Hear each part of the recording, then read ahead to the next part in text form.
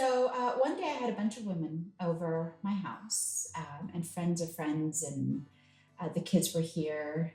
And Eve had been acting out for a while, to the point where I knew that she had some special qualities, but I didn't really understand what they were. And I also didn't know how to soothe her anymore. It sort of got to the point where nothing was working. And she would have these outbursts and these cries, and they would last a long time, but she wasn't colicky. I mean, we were way past that phase. And she was probably about 1.5, between 1 and 1.5. And we were gathered around, a bunch of women and the kids, and I said something like, God, I really don't know what's going on with my daughter. And one of the women said, oh, you don't know that you have a crystal child? And I then said to her, I don't know what that is. And so she was quite amazed, because she had known that I had done healing work. But she then explained to me what a crystal child was, and that they have not only a very heightened sense of sensitivity, but that they can also have quite big reactions. And she said, well, I noticed it right at the beginning. Eve has these dark, deep, soulful eyes. And I said, well, yeah, she does. And we just started discussing it. And that was actually the first time I learned about the term crystal or indigo or rainbow children.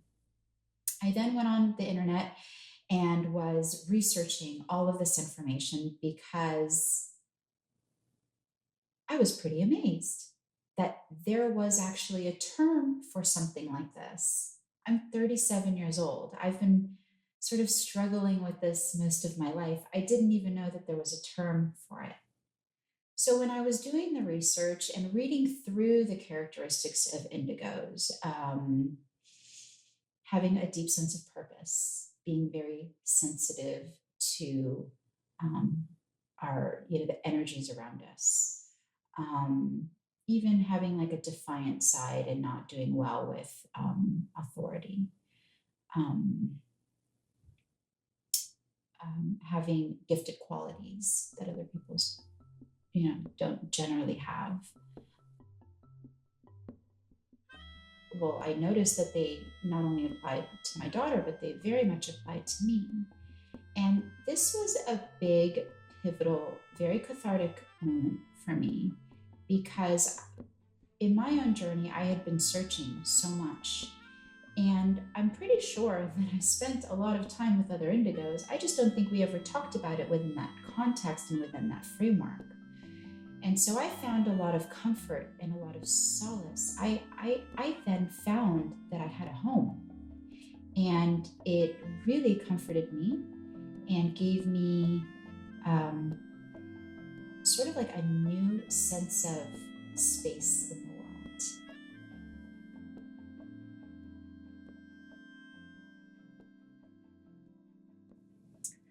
The support that I really could have used as a child growing up was simply somebody to talk to. I think if I had somebody to talk to about what I was going through, what I was experiencing, what I was feeling, it really would have helped a lot. I would have felt less overwhelmed and less afraid, definitely less alienated. Had I been given any kind of guidance, tools, had I been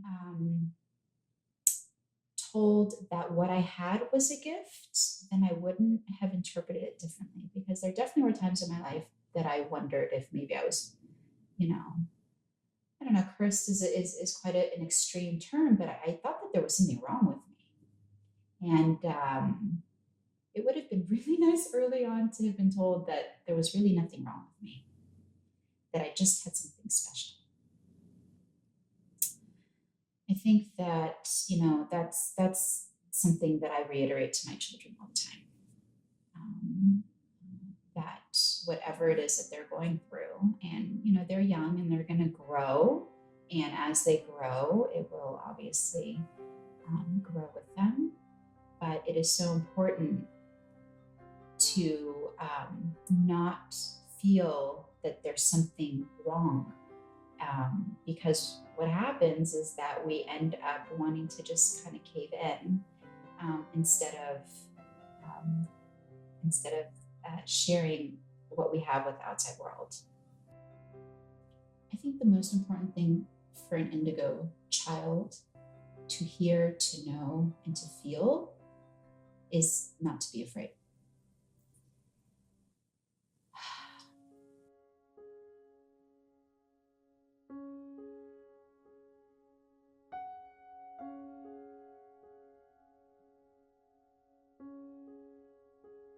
I have crystals under their beds. Each of their cribs have crystals under them. I like to teach them about things in the spiritual world, as much as I like to teach them the ABCs and colors. I do play chanting music for them, and so I'm trying to expose them very early on, and also teach them ways to self-soothe. So when Eve feels something on a very, very high level, I can tell because she has a very big reaction around it. And she used to not know how to self-soothe herself. So her reaction would last a very long time. Her cry was enormous in relation to the event that had occurred. And so I'm able to see that even with what I'm doing with them already, that they're able to pick up on guidance and tools and ways that are helping them. And so the most valuable thing I think for indigos is to be listened to be understood, and mostly to be validated. And this is in our families, and this is in our communities. There's so many ways that gifted children can thrive if they have a strong foundation underneath them and to build on top of.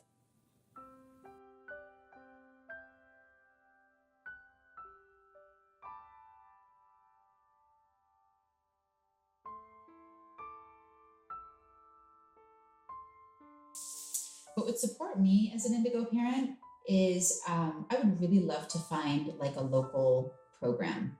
I would love to have a local support group, place that I can go and take my kids and talk to other parents and have my kids meet other indigo kids and have activities, have Q&A, have discussions, just have like a community-based setting that would allow not only for a larger conversation, but also like a base. I think it would be so phenomenal. And if I had the time, then I would probably start one myself. For for people to meet in an environment where it's like-minded, and that would support me a lot, because I think that this is not only something that I have reveled in and struggled with so much in my own personal life, but now, now being the mom of indigos, it's it's a little bit different than your own personal journey. And I'm always looking online, and there is some research online, certainly not enough. If there were even some online groups, that would be wonderful. And it's definitely about the resources and the information. So the more we increase the resources, the more we increase the information, I think the more of us as parents will feel supported and educated.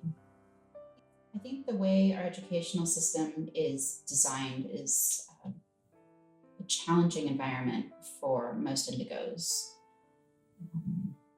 Indigos tend to process information differently. So just sitting down at a desk and reading and absorbing information and then sort of regurgitating it back in a way is not how all kids process. I know in the learning environment, movement is really important. it's not easy for a lot of indigos to just sit down without movement. I think indigos tend to learn better creatively, um, in a more creative environment. And that is not always an option in our educational institution. I really think so much about where I'm going to send my children, and I'm not quite sure, because I want them to be fully supported. I want them to be able to expand and grow and learn and thrive so sustainably. And that would require a lot more understanding in the classroom, maybe more creative ways of teaching and learning, maybe even more movement throughout the day. Also integrating different topics. So our education system now is largely based on, the mind and the intellect and some of the body, right, in physical education courses, but not so much in other realms, in feelings and spirit. So I think it really is up to the parents in the home environment to also supplement what their children are not getting in schools, to find programs and extracurricular activities for them that do speak to that gifted side of them and help them thrive. And also, of course, the conversation being had in the home of being listened to and validated, of course, and all the things that would support the evolution of an indigo child would be really important. Both of my kids do portray different characteristics of indigos. I don't know how that will develop for them. All I know is that as a parent, as an indigo parent, I have every intention to help guide them, to explain things to them, to give them tools to help them enhance not only their gifts, but to give them tools in terms of being able to walk through the world as a gifted person, because it's not always particularly easy. And I know that firsthand. So now I'm gonna start crying. I think I felt afraid for many, many years. So overwhelmed, so disempowered with so much power. I mean, it's the biggest advice that I can give to other indigos and to indigo parents is to get educated, to really understand, to validate your children and yourself as an indigo, and to not be afraid of what you have. The less fear you have, the more empowered you become, and the more empowered you become, the more powerful you are to the world. And the world needs you, which is why you're here. So embrace that, honor it, live it, be it. And I think that I know for myself that fear of my own intuitive gifts held me back a lot, which is okay because there's no race or competition. But I think I could have avoided a lot of suffering along the way had I not been so afraid of it. So find your purpose, live it, love it, and be it.